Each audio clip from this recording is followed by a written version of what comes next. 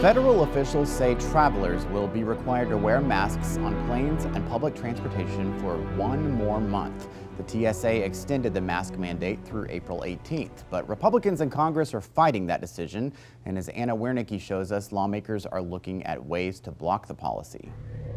It is time to end the COVID mandates. Texas Republican Senator Ted Cruz says Americans should be free to fly without a mask. This is stupid.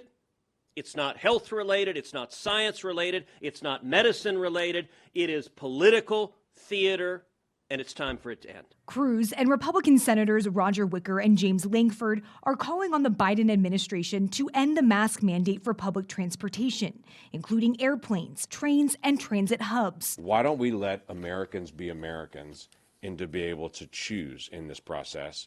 That mandate was set to expire on March 18th, but last week the CDC and TSA extended it for one more month.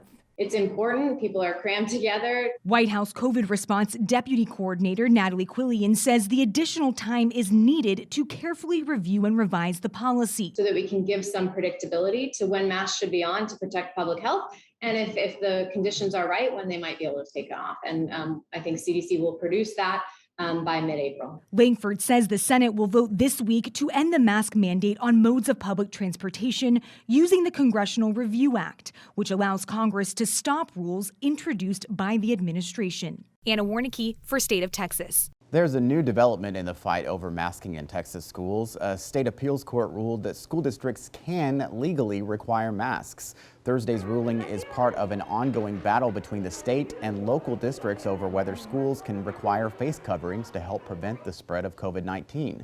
The Third Court of Appeals wrote, "The governor does not possess absolute authority to preempt orders issued by governmental entities and officials." The ruling comes at a time when many of the state's largest districts have made masks optional. State attorneys could take the case to the Texas Supreme Court, which has ruled in favor of the state on other similar cases involving mask mandates. Thank you again for joining us for State of Texas. I'm Josh Hinkle, and we'll be back next week to bring you an in-depth look at Texas politics.